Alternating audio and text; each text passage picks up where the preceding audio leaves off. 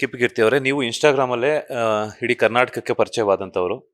ನಿಮ್ಮ ಟ್ಯಾಲೆಂಟ್ ಮೂಲಕನೇ ಇಡೀ ಕರ್ನಾಟಕದ ಜನತೆಗೆ ಪರಿಚಯ ಆಗಿ ಅದಾದ ನಂತರ ಒಂದಷ್ಟು ವಿಚಾರಗಳಾಗುತ್ತೆ, ಅದನ್ನೆಲ್ಲನೂ ನೀವು ಸರಿದಾರಿಗೆ ತಗೊಂಡು ಮಾಡ್ತಿರ್ತೀರ. ಕೆಲವೊಬ್ಬರು ರೀಲ್ಸ್ಗೋಸ್ಕರ ಬೇರೆ ಬೇರೆ ಆಟಗಳೆಲ್ಲ ಆಡ್ತಾರೆ, ಲೈಕ್ ಅರ್ಧಂಬರ್ಧ ಬಟ್ಟೆ ಹಾಕೊಂಡು ಆ ಥರ ಈ ಥರ. ಸೊ ಅಂಥವ್ರಿಗೆ ಕಿಪಿಕೀರ್ತಿ ಅವರು ಏನು ಸಂದೇಶ ಕೊಡ್ತಾರೆ ಅಂತ, ಯಾವೊಂದು ಮೆಸೇಜನ್ನು ಕೊಡ್ತೀರಾ ಅಂತ? ಬಿಕಾಸ್ ಯಾಕಂತಂದರೆ ನೀವು ನಗ್ನಗ್ತಾ ಜನರೇ ಅಂತ ಮಾತಾಡಿಸ್ತೀರಾ. ಏನಾದರೂ ತಪ್ಪಾಗಿತ್ತು ಅಂದರೆ ನಾನು ತಪ್ಪಾಗಿದೆ ಅಂತ ಒಪ್ಕೊಂತೀರಾ, ಇದು ತಪ್ಪು ಅಂತಂದರೆ ಅದನ್ನು ಪ್ರಶ್ನೆನೂ ಮಾಡ್ತೀರಾ. ಸೊ ಈ ಥರ ಅರ್ಧಂಬರ್ಧ ಬಟ್ಟೆ ಹಾಕೊಂಡು ಕೆಲವೊಂದು ವಲ್ಗರ್ ಆಗಿ ರೀಲ್ಸ್ ಮಾಡುವಂಥವ್ರಿಗೆ ಏನು ಹೇಳ್ತೀರಾ, ಯಾವ ಮೆಸೇಜ್ ಕೊಡ್ತೀರಾ ಅಂತ? ಅಂದ್ರೆ ನಾನು ಬಟ್ಟೆ ಬಗ್ಗೆ ಜಡ್ಜ್ ಮಾಡಲ್ಲ, ಯಾಕಂದ್ರೆ ನಾನು ಹಾಕ್ತೀನಿ ಶಾರ್ಟ್ ಡ್ರೆಸ್, ಚಿಕ್ಕ ವಯಸ್ಸಿಂದ ಹಾಕ್ತೀನಿ, ಇವಾಗ ಹಾಕ್ತೀನಿ. ನಂಗೆ ಶಾರ್ಟ್ ಡ್ರೆಸ್ ಬರಲ್ಲ, ನಾನು ಇದು ಮಾಡಲ್ಲ. ಬಟ್ಟೆ ಬಗ್ಗೆ ಯಾವತ್ತೂ ಜಡ್ಜ್ ಮಾಡಲ್ಲ. ನಾವು ನೋಡೋ ದೃಷ್ಟಿ ಇರಬೇಕು. ಮತ್ತು ಇನ್ನೊಂದು ಒಳಗಡೆ ಅಂದರೆ ತುಂಬ ಓವರ್ ಆಗಿ ಇದು ಮಾಡಬಾರ್ದು. ಬಟ್ ಈಗ ಅಂದರೆ ಕೆಲವು ತುಂಬ ಓವರ್ ಆಗಿ ಮಾತಾಡ್ತಾರೆ, ಅಂದರೆ ಓವರ್ ಆಗಿ ಶೋಪ್ ಮಾಡ್ತಾರೆ, ಅದೆಲ್ಲ ತಪ್ಪು ಅಂತ ಹೇಳಕ್ಕೆ ಇಷ್ಟಪಡ್ತೀನಿ. ಡೀಸೆಂಟ್ನೆಸ್ಸು ಇರಬೇಕು. ಮತ್ತು ಇನ್ನೊಂದು ಬಟ್ಟೆ ಬಗ್ಗೆ ನಾನು ಜಡ್ಜ್ ಮಾಡಲ್ಲ, ಯಾಕೆಂದರೆ ನಾನು ಶಾರ್ಟ್ ಡ್ರೆಸ್ಸು ಎಲ್ಲ ನಾನು ಹಾಕ್ತೀನಿ. ಬಟ್ಟೆಯಲ್ಲಿ ಅವ್ರು ಹೇಳ್ತಿರೋದು ಕ್ವಶನ್ ಅಂದ್ರೆ, ಬಟ್ಟೆನ ಹಾಕೊಂಡು ಅರ್ಧಂಬರ್ಧಂ ಬಟ್ಟೆ ಹಾಕೊಂಡು ಸುಮ್ಮನೆ ಸೋಷಿಯಲ್, ಇಡೀ ನಮ್ಮ ಕನ್ನಡ ಜನತೆ ಮೊದಲು ಮರ್ಯಾದೆ ಕೊಡೋದು ಹೆಣ್ಣಿಗೆ. ಆ ಹೆಣ್ಣಿಗೆ ಬಟ್ಟೆ ಅಂದ್ರೆ ಇರುತ್ತೆ. ಇವಾಗ ನಮ್ಮ ಕನ್ನಡ ಜನತೆ ಎಲ್ಲರೂ ತುಂಬಾ ಅಂದ್ರೆ ಹಳೆ ಕಲ್ಚರ್ ಬಂದ್ರೆ ಸ್ಯಾರಿ ಉಡ್ಕೊಂಡು ಲಕ್ಷಣ ಆಗಿರ್ತಾರೆ. ಈಗಂತೂ ಲೈಕ್ಸ್ ಯೂಸ್ ಫಾಲೋವರ್ಸ್ಗೋಸ್ಕರ ಅರ್ಧ ಬಟ್ಟೆ ಹಾಕೊಂಡು ಮೈ ತೋರಿಸ್ಕೊಂಡು ಫಾಲೋ ಮಾಡ್ಕೋತಾ ಇದ್ದಾರೆ. ಅದು ತಪ್ಪು ಅಷ್ಟೇ.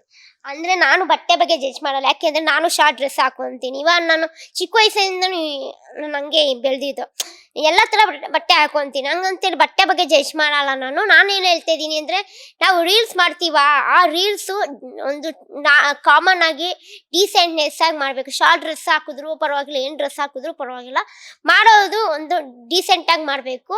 ಅದು ಬಿಟ್ಬಿಟ್ಟು ಬೇಕು ಅಂತ ಇಲ್ಲಿ ಎಲ್ಲನೂ ಎತ್ಬಿಟ್ಟು ತೋರಿಸೋದು ಅಂತಂದು ಮಾಡಬಾರ್ದು ಅಷ್ಟೇ ನನ್ನ ಮೈಂಡ್ ಸೆಟ್ ಅಷ್ಟೇ. ನೀವು ಬನ್ನಿ ಜನರೇ ಅಂತ ಹೇಳ್ಬಿಟ್ಟು ಶುರು ಮಾಡಿದ್ರಿ.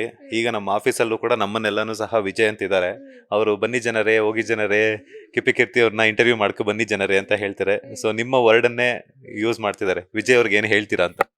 Vijay sir, thank you. ನಮ್ಮ ಒಂದು ಜನರೇ ಯೂಸ್ ಮಾಡ್ತಿದ್ದೀರಾ, ಥ್ಯಾಂಕ್ ಯು ಸೋ ಮಚ್. ಖುಷಿ ಆಯಿತು, ನೀವು ನಮ್ಮ ಜನರೇ ಪದನ ನೀವು ಇಷ್ಟಪಟ್ಟು ಯೂಸ್ ಮಾಡ್ತಿದ್ದೀರಲ್ಲ, ಥ್ಯಾಂಕ್ ಯು. ಈ ಪಾಸಿಟಿವ್ ಆರ್ ನೆಗೆಟಿವ್, ಕಿಪಿಕೀರ್ತಿ ಅಂತೂ ಈಗ ಕರ್ನಾಟಕದ ಒಂದು ಫೇಮಸ್ ಆ್ಯಕ್ಟರ್ ಅಂತಲೇ ಹೇಳ್ಬೋದು. ಬಿಕಾಸ್ ಇನ್ಸ್ಟಾಗ್ರಾಮಲ್ಲೂ ರೀಲ್ಸ್ ಮಾಡ್ತಾರೆ, ಈಗ ಸಿನಿಮಾಗೂ ಎಂಟ್ರಿ ಕೊಟ್ಟಿದ್ದೀರಾ. ಪ್ರತಿಯೊಬ್ಬ ಮನೆ ಮಗಳು ಅಂತಂದರೆ ಕಿಪಿಕೀರ್ತಿ. ಸೊ ಕರ್ನಾಟಕದ ಜನತೆಗೆ, ಅವರ ಪ್ರೀತಿಗೆ ಕಿಪಿಕೀರ್ತಿ ಅವರು ಏನು ಹೇಳ್ತಾರೆ ಅಂತ? ಚಿರಋಣಿ, ಯಾವತ್ತಿದು ಚಿರಋಣಿನೇ. ನೋಡಿ, ನಾನು ಎಲ್ಲೋ ಇದ್ದಿರೋರಿಗೆ ಒಂದು ಬೆಳಕು ಕೊಟ್ರಿ, ಜೀವನ ಇದ್ದು ಒಂಥರ ಸನ್ಶೈನ್ ಕೊಟ್ರಿ. ಸೊ ಈಗ ನನ್ನ ಕಡೆಯಿಂದ ಏನೇ ತಪ್ಪಾದ್ರು ಅನ್ನೋ ಕ್ಷಮೆ ಅಂತ ಕೊಡ್ತೀರಲ್ಲ, ಅದು ಗ್ರೇಟು. ನೋಡಿ, ನಮ್ಮ ಕನ್ನಡ ಜನತೆ ವಿಚಾರ ಹೃದಯದವರು, ಕನ್ನಡಿಗರು ವಿಚಾರ ಹೃದಯದವರು ಅಂತ ಹೇಳ್ತೀರಲ್ಲ, ಅದು ನಿಜ.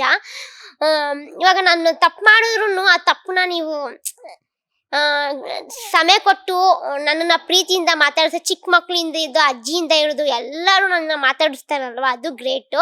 ಸೊ ಆ ಪ್ರೀತಿಗೆ ನಾನು ಯಾವತ್ತಿದು ಚಿರಋಣಿ ಅಂತ ಹೇಳಕ್ಕೆ ಇಷ್ಟಪಡ್ತೀನಿ. ಏನಂತ ಹೇಳಕ್ಕೆ, ಇವಾಗ ಅವ್ರು ಒಂದೊಂದು ಫಾಲೋಯಿಂದನೇ ನಾವು ಎಲ್ಲರಿಗೂ ಗುರ್ತು ಆಗ್ತಿರೋದು ಕೂಡ, ಸಿಗ್ತಾ ಇರೋದು ಕೂಡ. ಅದೇ ಇವಾಗ ಒಂದು ಪ್ರಮೋಷನ್ ಆಗಲಿ ಕೂಡ ಅವ್ರ ಹೆಸರಿಂದನೇ ನಮಗೆ ಸಿಗ್ತಾ ಇರೋದು.